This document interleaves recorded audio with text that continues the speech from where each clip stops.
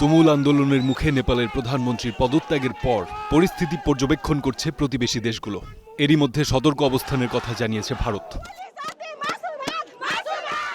নেপালে অশান্ত পরিস্থিতির কারণে 1751 কিলোমিটার দীর্ঘ আন্তর্জাতিক সীমান্তে নিরাপত্তা জোরদার করেছে ভারতের সীমান্তরক্ষী বাহিনী এসএসবি।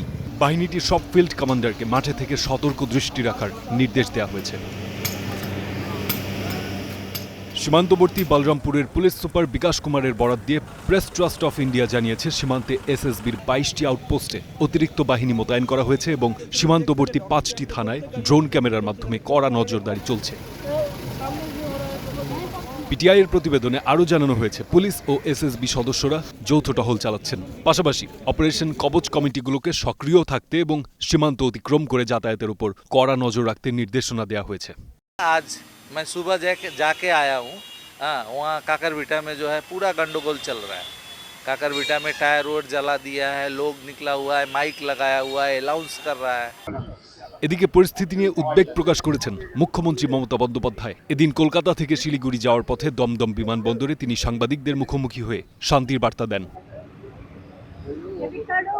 মুখ্যমন্ত্রী বলেন, আমার অনুরোধ, সীমান্ত এলাকায় নজর রাখুন, কোনো গন্ডগোলে জড়িয়ে পড়বেন না, ওখানে শান্তি ফিরে আসুক। অস্থিরতার মধ্যে নেপাল না যাওয়ার আহ্বান জানিয়ে তিনি আরও বলেন, আমরা মনে করি পাড়া প্রতিবেশী ভালো থাকলে আমরা ভালো থাকব। আমাদের বিস্তীর্ণ অঞ্চল বর্ডার আছে, সবাইকে পিস মেনটেন করতে এবং যাতে কেউ কোনো প্রবলেমে জড়িয়ে না পড়ে, যেহেতু এটা আমাদের ব্যাপার নয়, কিন্তু নেপালকেও আমরা ভালোবাসি, সুতরাং তারা তাদেরটা ঠিক করুক। আমাদের তো এ ব্যাপারে ইন্টারফেয়ার করা উচিত নয়, কিন্তু আমরা মনে করি প্রতিবেশী ভালো থাকলে, পাড়াপড়শি ভালো থাকলে আমরা সবাই ভালো থাকি।